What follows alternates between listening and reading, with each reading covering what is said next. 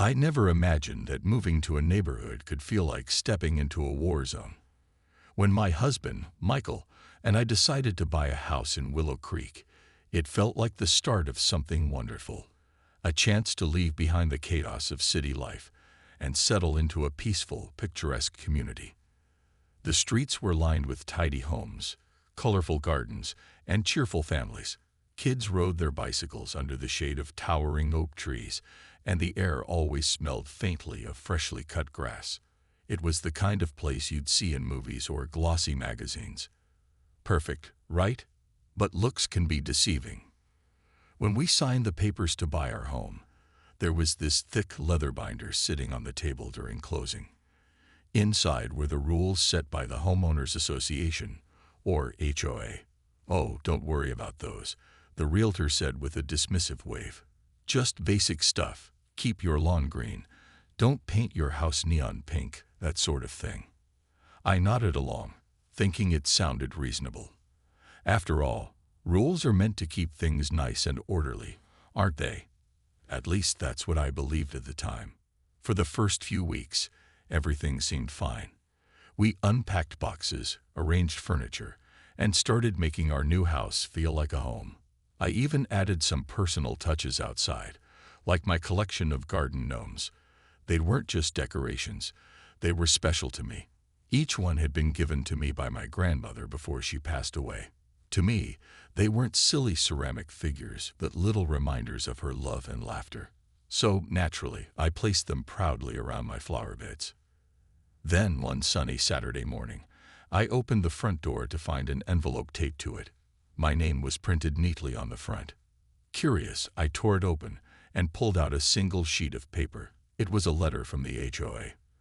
The tone was polite, almost friendly, but the message made my heart sink. Apparently, my gnomes violated Section 3.2 of the Aesthetic Guidelines. Asterisk, no whimsical or non-traditional lawn decorations allowed. Asterisk. I read the sentence over and over, trying to make sense of it. Whimsical, non-traditional. Since when did gnomes qualify as offensive? I stared at the letter for a long moment, then glanced at my yard. The gnomes sat there, cheerful and harmless, peeking out from between the flowers. How could anyone think they didn't belong? Still, I told myself not to overreact. Maybe it was just a formality. Maybe if I ignored it, the issue would go away. But deep down, I couldn't shake the feeling that something bigger was brewing. As I stood there holding the letter, I noticed movement across the street. Mrs. Abernathy, an elderly woman who lived 2 doors down, was tending to her roses. She looked up, caught my eye, and quickly turned away. For a second, I thought I saw her curtain twitch. Was she watching me? Or was I being paranoid? Either way, it left me uneasy. That evening, as Michael grilled burgers in the backyard, I mentioned the letter to him. He shrugged it off. "Just humor them," he said. "It's probably no big deal." But something about the whole situation gnawed at me. Willow Creek wasn't supposed to be this way. It was supposed to be a safe haven, a place where we could build memories without drama or conflict. Yet here I was, already feeling like an outsider. Little did I know, this was only the beginning. The gnome incident should have been the end of it, or so I hoped. But Willow Creek had other plans. Over the next few weeks, life in our picture-perfect neighborhood started to feel less like a dream and more like a slow-building nightmare. It began subtly, almost imperceptibly. At first, it was just small things, notes slipped under our door or left on the windshield of my car. The messages were polite but firm, pointing out minor infractions I didn't even realize I'd committed. "Your bushes are overgrown," one note read in neat handwriting. Another showed a photo of my car parked slightly askew in the driveway, circled in red marker with an arrow that said, "Asterisk, parking violations will not be tolerated." Asterisk. At first, I tried to laugh it off. Michael did too. "People here must not have much else to do," he joked as he tossed another anonymous complaint into the trash. But the notes kept coming, each one more pointed than the last. And they weren't just about the gnomes anymore. Suddenly, Everything I did seemed to violate some unwritten rule. Hanging laundry outside. Against Section 5.8. Leaving a potted plant on the porch overnight. Non-compliant with aesthetic standards. Even the color of our welcome mat drew scrutiny. It was apparently too bold for the neighborhood palate. What bothered me most wasn't the complaints themselves. It was the way they made me feel. Every time I stepped outside, I couldn't shake the sensation that someone was watching me. Mrs. Abernathy, who lived 2 doors down, always seemed to be tending to her garden whenever I walked by. Her cheerful waves felt forced, her smiles too wide, as if she were trying too hard to appear friendly. Mr. Patel, the retired engineer whose backyard backed up to ours, muttered disapprovingly about how my wind chimes disrupted his afternoon meditation sessions. Even the teenagers loitering at the end of the street smirked when they saw me, whispering behind cupped hands. One evening, as I watered the plants in my front yard, I caught a glimpse of movement through Mrs. Abernathy's lace curtains. She was standing there, peeking out. This time, she didn't bother pretending otherwise.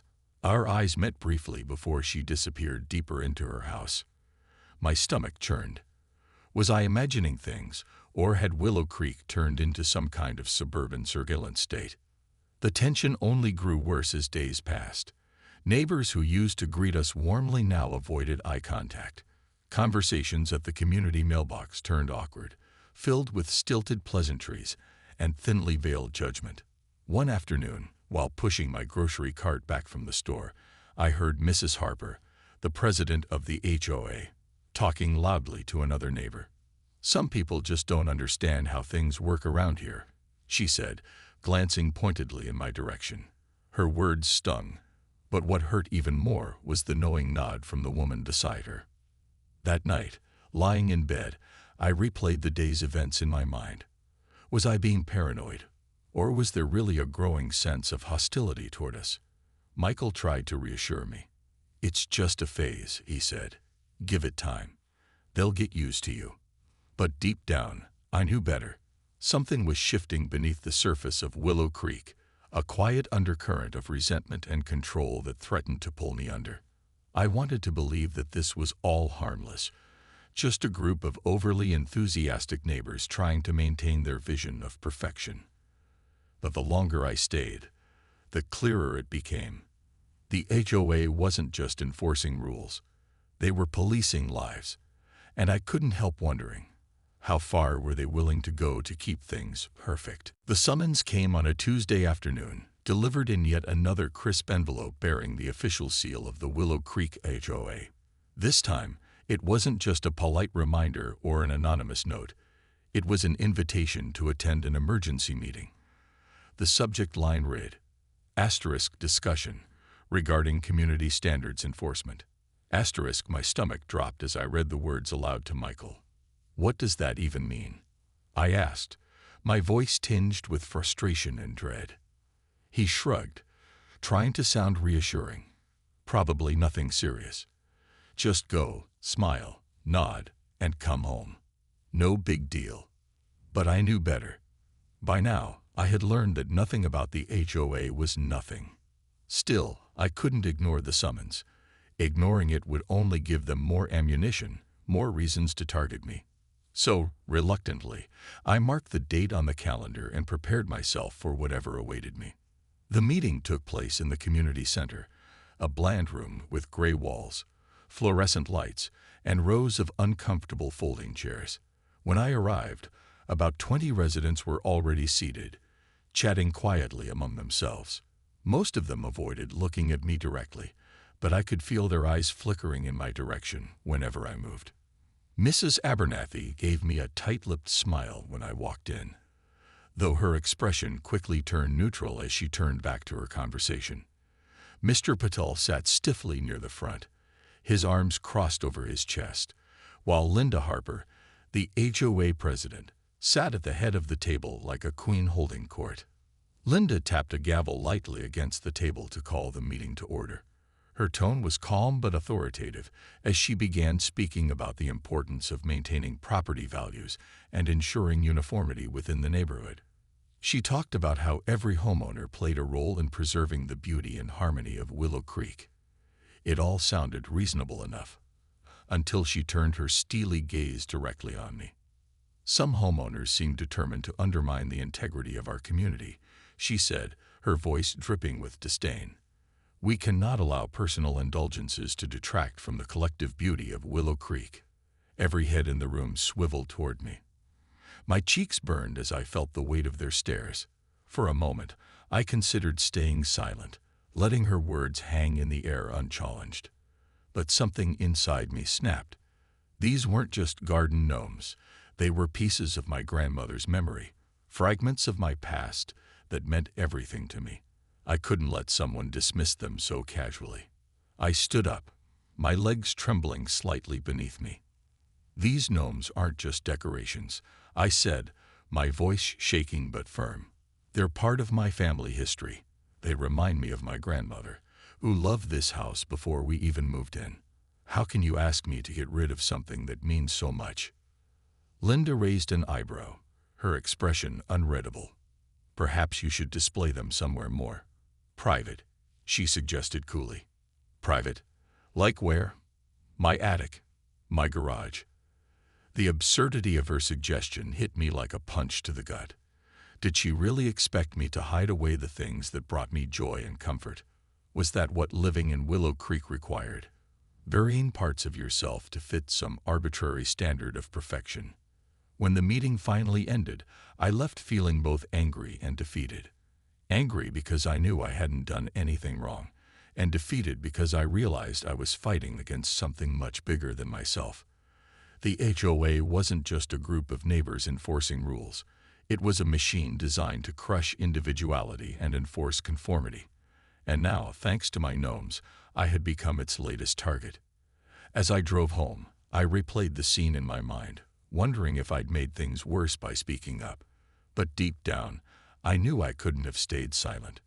Sometimes, standing your ground is less about winning and more about refusing to back down, even when the odds are stacked against you. Things escalated quickly after that meeting. It was as if the HOA had declared open season on me, and every day brought a new challenge, or rather, a new attack. The letters kept coming, each one harsher than the last. Anonymous complaints piled up in my mailbox, citing everything from the height of my hedges to the color of my curtains. One morning, I found a photo slipped under our door. It showed my car parked slightly askew in the driveway, circled in red marker with an arrow pointing to the caption, "Asterisk parking violations will not be tolerated." Asterisk. It wasn't just about rules anymore. It felt personal. Every note, every complaint seemed designed to make me feel smaller, more powerless. Michael tried to stay calm, brushing it off as neighborhood drama. But even he couldn't ignore the mounting pressure. Our evenings were no longer peaceful.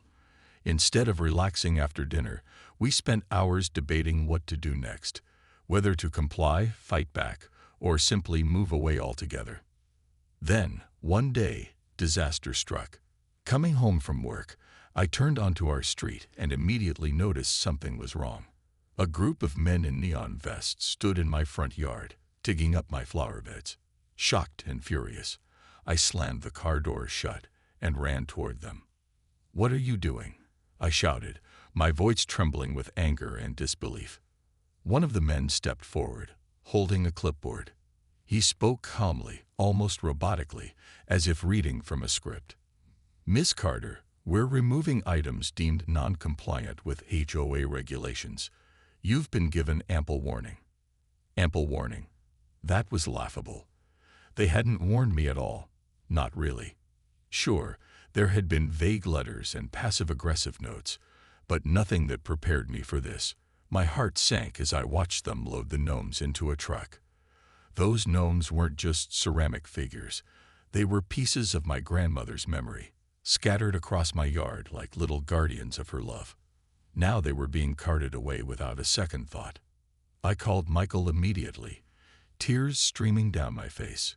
By the time he arrived, the crew was finishing up. Together, we argued with them, pleading for the gnomes to stay. But it was useless. The men refused to listen, insisting they were following orders. Finally, Defeated, we watched as the truck drove off, leaving behind empty patches of dirt where my flower beds used to be.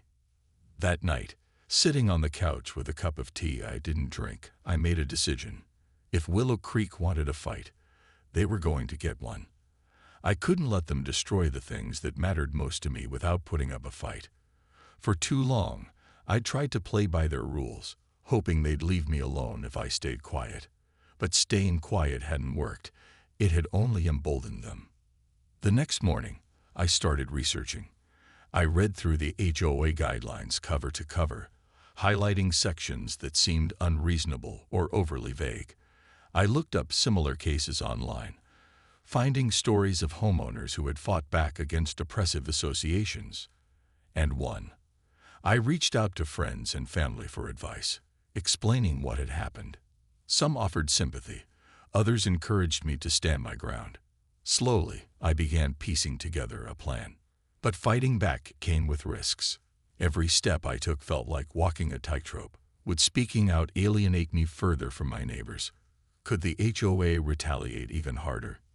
These questions haunted me, but they also fueled my determination. I realized that this wasn't just about my gnomes anymore. It was about principle.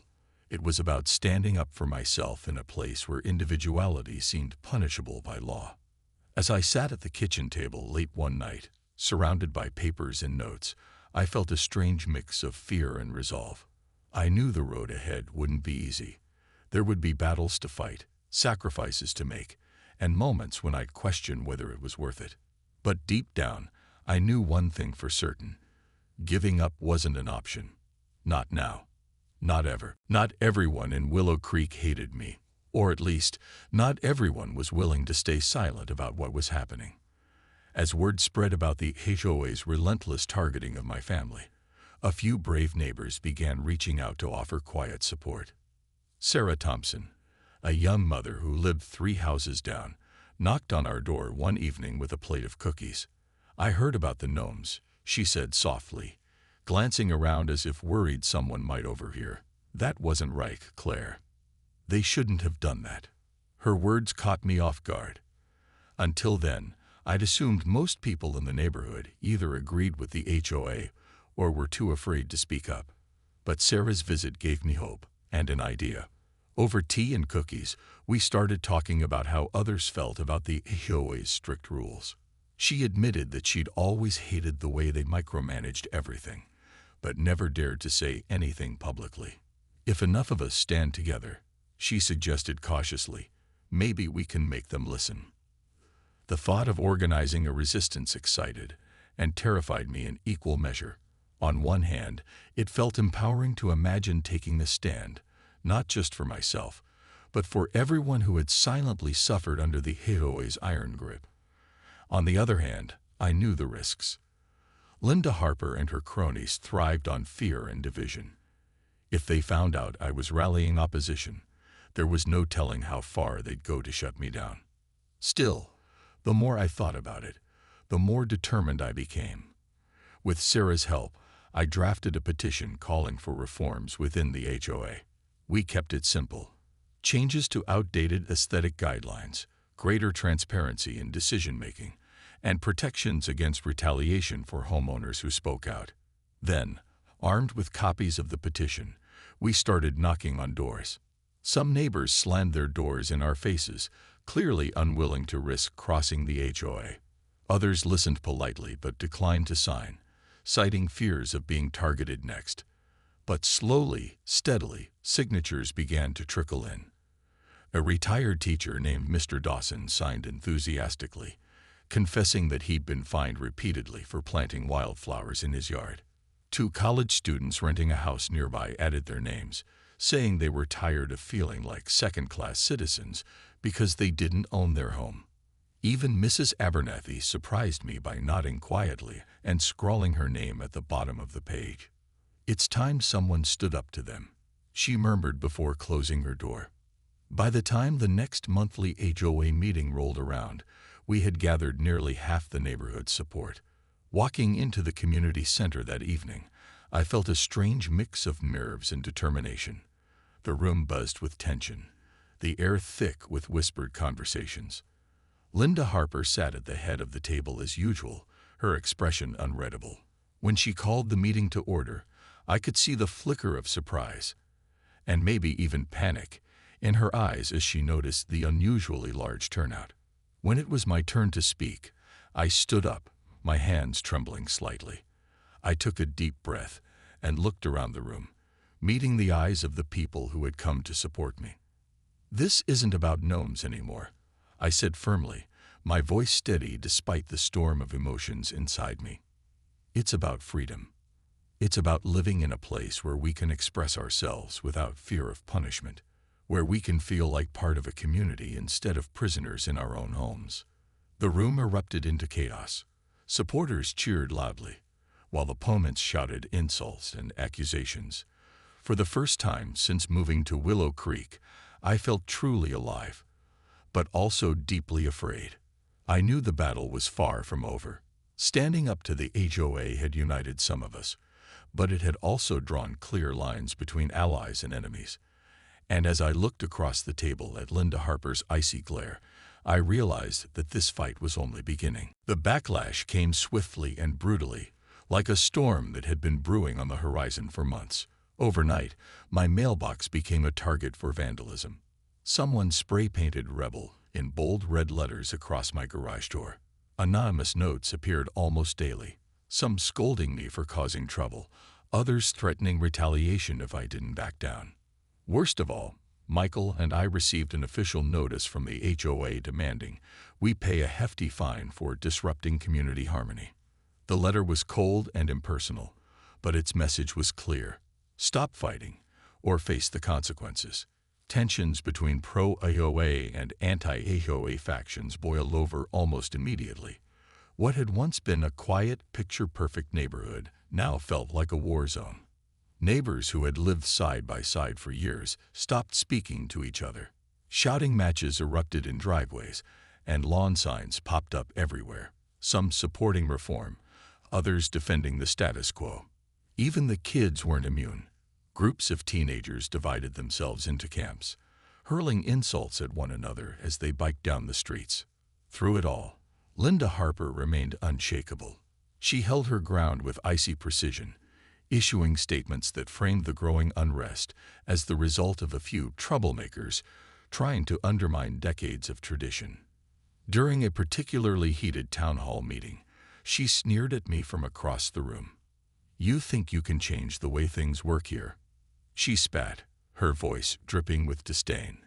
"Good luck with that." Her words stung, but they also fueled my resolve. I couldn't give up, not when so many people were counting on me. Sarah Thompson and Mr. Dawson stood by my side, helping me organize more meetings and gather additional support.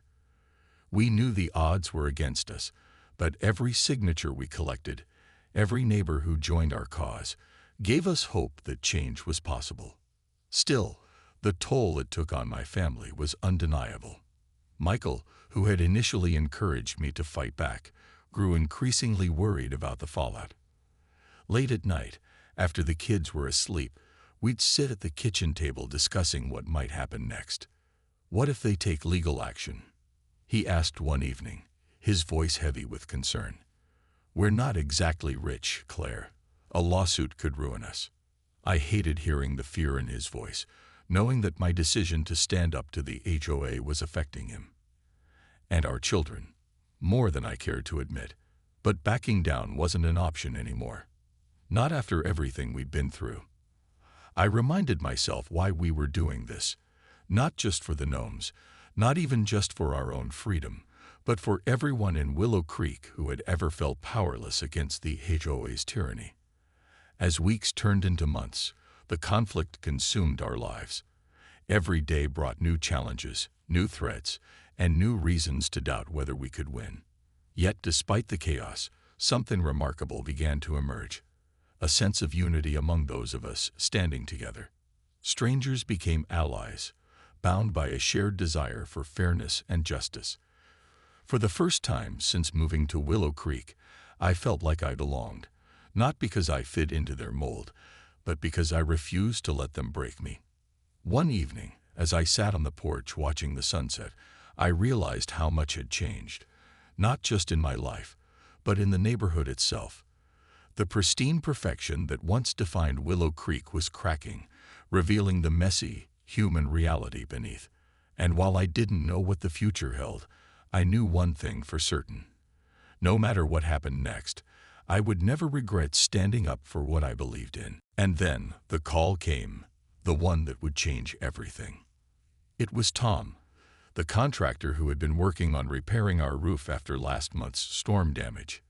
His voice cracked with panic as he spoke. "Claire, I don't know how to tell you this, but the HOA sent a crew to inspect your property yesterday. They said it was routine. Claire, they tore apart your house. Half the walls are down.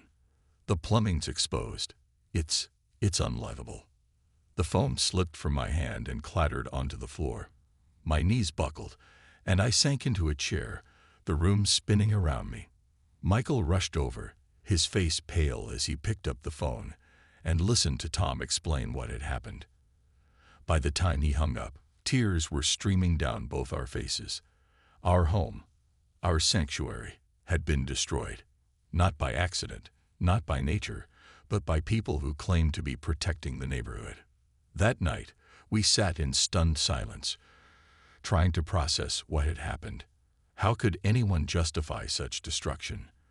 Was this really about rules and aesthetics, or was it something darker, a vendetta against those who dared to challenge their authority? Whatever the reason, one thing was clear. The HOA had gone too far. This wasn't just retaliation, it was an act of war.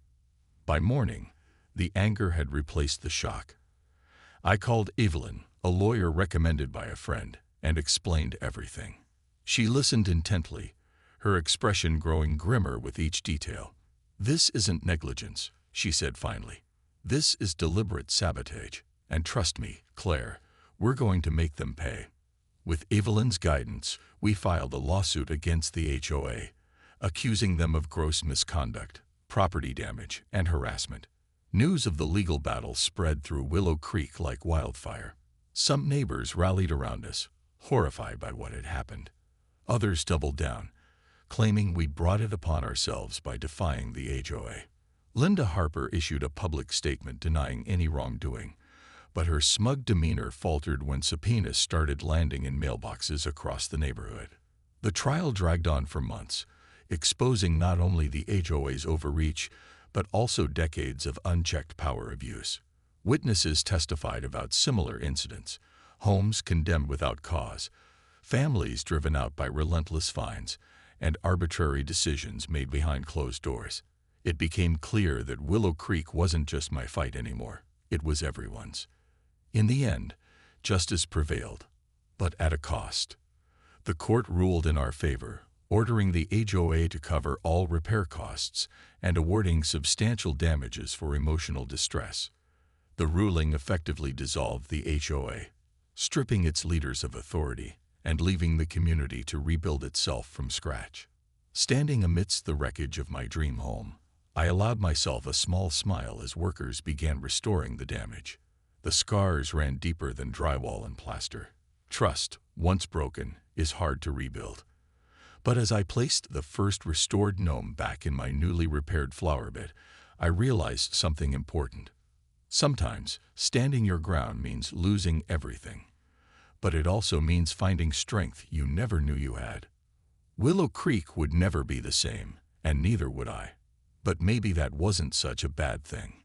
After all, perfection is overrated, and imperfection has a way of making life infinitely more interesting.